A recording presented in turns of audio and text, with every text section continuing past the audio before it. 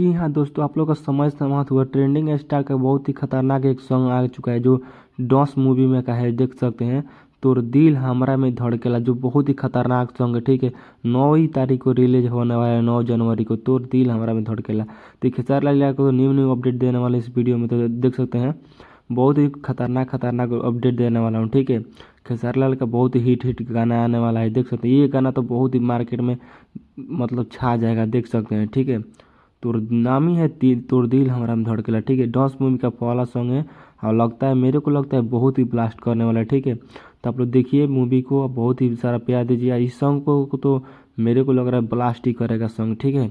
तो ट्रेंड ऐसे भी ट्रेंडिंग स्टार है, ट्रेंडिंग स्टार का ट्रेंडिंग में रहता ही कोई सॉन्ग, देख सकते हैं। और एक गाना आया था खेसारी लाल यादव का, जिसका नाम है, देख सकते हैं, कमर छतरी। ये गाना एक दिन में एक मिलियन से ज़्यादा क्रॉस हो चुका है, ठीक है। और दूसरा गाना आया था जिसका नाम बोल है, देख सकते हैं। पहले देखते रहिए वीडियो को। ये गाना एक दिन में 2 मिलियन क्रॉस हो चुका है, अभी ट्रेंडिंग में चल रहा है गाना, ठीक है। तो ऐसे ही प्यार दुलार देते रहिए खेसारी। ये गाना आने वाला है कोमल सिंह के साथ।